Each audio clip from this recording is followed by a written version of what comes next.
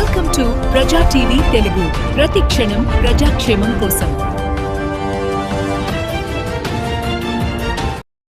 గారి ఆదేశాల మేరకు వర్షాకాలంలో పగిలే అంటువ్యాధుల గురించి, నివారణ చర్యల గురించి మనం ఈరోజు కామినేనిపల్లి గ్రామంలో ఒక అబ్బాయికి డెంగ్యూ సస్పెక్ట్ కన్ఫర్మ్ చేస్తూ నమోదు అవ్వడం వల్ల దాని మీద తక్షణ చర్యలు తీసుకోవడం కోసమని మనం ఈ గ్రామానికి వచ్చి ఈ గ్రామంలో ఆ యొక్క వ్యాధి అంటే డెంగ్యూ వ్యాధి సోకిన ఇంటికి లోపల మనము ఈ యొక్క ఇండోర్ పైరథ్రిమ్ స్ప్రే అనేది చేయించడం జరుగుతుంది. ఈ పైరథ్రిమ్ స్ప్రే వలన ఆ ఇంట్లో మూలల్లో ఆ తర్వాత ఈ దోమ పెరగడానికి అవకాశం ఉంటుంది కాబట్టి ఆ ప్రతి మూలల్లో ఈ యొక్క పైరథ్రిమ్ స్ప్రే చేసి ఆ దోమలు నివారించడానికి మనం ప్రయత్నం చేయడం జరుగుతుంది. అలాగే ఈ యొక్క డ్రైన్స్లో ఈ వాటర్ స్టాగ్నేట్ అవ్వడం వలన, ఈ వాటర్ ఫ్లో కాకపోవడం వలన ఈ దోమలు ఆ డ్రైన్స్లో గుడ్డు పెట్టి ఆ గుడ్లు లార్వా ప్యూపాగా మారి దోమగా మారడానికి వారం రోజులు పడుతుంది. ఈ వారం రోజుల లోపల మనం ఈ డ్రైన్ క్లీన్ చేసుకోలేకపోతే కనుక ఆ దోమ ఒక్కొక్క దోమ తన జీవితకాలంలో 3 సార్లు గుడ్లు పెడతారు. అంటే ఈ రకన దోమ ఒక్కోసారి ఉందంటే 300 గుడ్లు పెడతాయి. ఈ విధంగా ప్రతి దోమ 300 గుడ్లు పెడితే కనుక ఈ యొక్క దోమల ఉద్ధృతి ఎక్కువై దోమకాటు వలన మనకు మలేరియా, డెంగ్యూ, టైఫాయిడ్, తర్వాత ఈ చికెన్ గున్యా, తర్వాత ఇలాంటి వ్యాధులు రావడానికి అవకాశం ఉంటుంది కదా, వైరస్ లాంటిగా రావడానికి అవకాశం ఉంటుంది. కాబట్టి మనం ముందస్తు చర్యలుగా ఈ డ్రైన్లలో నీళ్లు నిలవకుండా ఎప్పటికప్పుడు ఎవరింటి అంటే కేవలం డిపార్ట్మెంట్ వాళ్ళు, పంచాయతీ బోర్డు వాళ్ళు అని కాకుండా మన వంతు కూడా మనం ఈ యొక్క ఈ కాలువలను ఎవరింటి ముందు వాళ్ళు శుభ్రం చేసుకొని అందరూ అంటే ఈ యొక్క ప్రజలైతేనేమి, తర్వాత అధికారులు అయితేనేమి అందరూ ఈ యొక్క దీని మీద సమన్వయంతో మనం ఈ యొక్క నివారణ చర్యల కోసము ఈ డ్రైన్స్ క్లీన్ చేసుకోవడం వల్ల దోమలను అదుపు చేసుకోవడానికి అవకాశం ఉంటుంది. మామూలుగా వర్షాకాలంలో అంటే ఈ యొక్క డెంగ్యూ అనేది, మలేరియా అనేది మనకు విపరీతంగా ప్రబలే అవకాశం ఉంటుంది. ఎందుకంటే ఈ వర్షాకాలం అనేది ఎండాకాలానికి చలికాలానికి మధ్యన సంధికాలం. అంటే అత్యధిక టెంపరేచర్ నుండి మనము కొంచెము తక్కువ టెంపరేచర్కి ఉష్ణోగ్రత తగ్గినప్పుడు శరీరాన్ని ఈ యొక్క ఉష్ణోగ్రతను బ్యాలెన్స్ చేయడం కోసము మనకు జ్వరము, దగ్గు, ఫ్లూ లాంటి రెస్పిరేటరీ అంటే శ్వాస సంబంధమైన జబ్బులు రావడానికి ఎక్కువగా వస్తుంది. ఈరోజు హాస్పిటల్లో ప్రతి ఇంట్లో ఈ యొక్క దగ్గు, జ్వరం రోగులు తర్వాత ఇవి ఎక్కువ చేరడం జరుగుతుంది. అలాగే ఈ కీటకజనిత వ్యాధులు అంటే ఈ మలేరియా అయితేనేమి, డెంగ్యూ అయితేనేమి, ఈ దోమలు అనేటివి ఈ దోమకాటు వలన అంటే అన్ని దోమలు ఈ యొక్క మలేరియా, డెంగ్యూను కలిగించలేవు. కేవలం ఏడిస్ ఈజిప్ట్ అనే ఒక ఆడదోమ వల్ల కాటు వలన మాత్రమే రోగగ్రస్తుని కూడిన దోమ మనకు కుడితే ఈ డెంగ్యూ వ్యాధి వస్తుంది.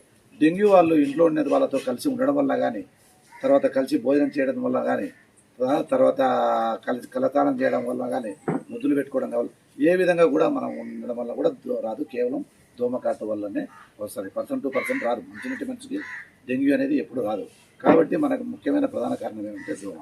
ఆ దోమను ముఖ్యంగా మనం అదుపులో చేయాల్సిన అవసరం ఉంది. కాబట్టి మనం ఏంటంటే ఈ ఏడిస్ ఈజిప్ట్ దోమ అనేది పగటిపూటనే కుడుతుంది. ఇది ఎక్కువ అంటే మనకు మోకాళ్ళ వరకు కన్నా ఎక్కువ ఎదలేదు. అది బరువుగా ఉంటుంది దోమ.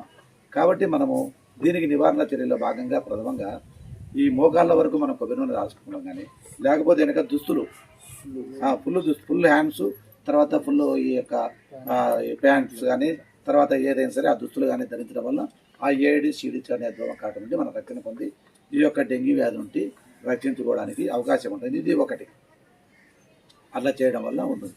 తర్వాత ఈ లక్షణాలు ఎట్లా ఉంటాయంటే ఈ డెంగ్యూ వ్యాధి అంటే జ్వరాలన్నీ డెంగ్యూలు కాదు, జ్వరాలన్నీ మలేరియా కాదు, చికెన్ గున్యా కాదు. కేవలం లక్షణాలను బట్టి మనం డెంగ్యూ అని నిర్ధారించాల్సి వస్తుంది. మామూలుగా హై టెంపరేచర్ అంటే సాధారణ ఉష్ణోగ్రత 99.6 డిగ్రీల ఫారెన్హీట్ సెంటిగ్రేడ్ అనేది ప్రతి మనిషిలో సాధారణ ఉష్ణోగ్రత అనమాట. దానికన్నా అసాధారణం అంటే 99.6 కన్నా అంటే ఎక్కువ 100, 101, 102. ఈ డెంగ్యూ వచ్చిన కేసులలో 104 డిగ్రీల టెంపరేచర్ కూడా మనకు నమోదవుతుంది. అంటే హై టెంపరేచర్ అనేది రికార్డ్ అవుతుంది. తర్వాత తలనొప్పి, తర్వాత ఒళ్ళు నొప్పులు, కీళ్ళ నొప్పులు, దీన్ని బ్రేక్ బార్న్ డిసీజెస్ అంటారు అనమాట. బ్రేక్ బోన్ డిసీజెస్ అంటే ఎముకలు బాగా నలిపినట్లు ఉంటుంది అనమాట. ఇది కీళ్ళ వాతం అలాగా ఉంటుంది. కాబట్టి ఇంకోటి ఏంటంటే దీనికి ఈ దోమను మనం గుర్తుపట్టాలంటే దానికి తెల్లగా, నల్లగా, పులిచారలను పోలిన చారలు ఉంటాయి, దాన్ని టైగర్ దోమ అని కూడా అంటారు. కాబట్టి ఏడిస్ ఈజిప్ట్ మస్కిటో నుండి మనం నివారించడానికి మనము ప్రథమంగా ఈ యొక్క పరిసరాలను పరిశుభ్రంగా పెట్టుకోవడము, తర్వాత హౌస్ టు హౌస్ మనము ఈ యొక్క మూలలు కానీ తర్వాత ఏదైనా కానీ శుభ్రం చేసుకోవడము దోమలు లేకుండా. తర్వాత ఈ కంటైనర్స్ అన్నీ ఇప్పుడు మనము కూర్చున్నారు కదా ఆ రోల్లో నీళ్లు నిల్వబడితేనక ఆ నీళ్ళలో దోమ గుడ్డు పెట్టి లార్వా పీప దోమగా మారుతుంది. అది మనం ఏడిస్ ఈజిప్ట్ లార్వా ఉంటే కనుక మనం ఆ దోమ కాటు వల్ల మనం ఇది పడడానికి అవకాశం ఉంటుంది. కాబట్టి మనం నీటి నిల్వలు ఎక్కడైనా సరే వర్షం వస్తే నీళ్లు నిల్వతాయి, ఆ నీటి నిల్వలను లేకుండా చేసుకోవాలి. ఎక్కడైనా సరే గుంటల్లో కానీ తర్వాత బకెట్లు పడేసి బయట పారేసిన బకెట్లు కానీ తర్వాత డబ్బాలు కానీ తర్వాత టెంకాయ చిప్పలు కానీ తర్వాత ఫ్లవర్ వాజులు కానీ పడిపోయిన ఏసీలు కానీ కూలర్లు కానీ ఇట్లా ఏవైనా సరే మనం వాడి పడేసిన వస్తువుల్లో నీళ్ళు నిల్వ ఉంటేనే తోడుకుంటాయి. కాబట్టి ఇవన్నీ తీసేసుకోవాల్సిన అవసరం మనకు ఎంతైనా ఉంది. ఈ కనీస జాగ్రత్తలు మనం ఖచ్చితంగా పాటిస్తూ ఈ జ్వరం వచ్చిన వెంటనే మనము ప్రాథమిక ఆరోగ్య కేంద్రంలో మా సిబ్బందిచే నీకు ఈ లక్షణాలు నేను చెప్పిన ఈ లక్షణాలు ఏమైనా కనిపిస్తే కనుక రక్త పరీక్ష చేస్తారు. ఫస్ట్ ఏం పరీక్ష చేస్తారు? రక్త పరీక్ష, డెంగ్యూ ప్రివెంటివ్ టెస్ట్ అనేది ఒకటి చేస్తారు. దాంట్లో మనకి ఏదన్నా మనకు అనుమానం వస్తే కనుక తర్వాత NS1 టెస్ట్ అని, తర్వాత మ్యాక్ ఎలిసా టెస్ట్ అని, తర్వాత RT-PCR డెంగ్యూ టెస్ట్ అని ఇట్లా టెస్టులు ఉంటాయి.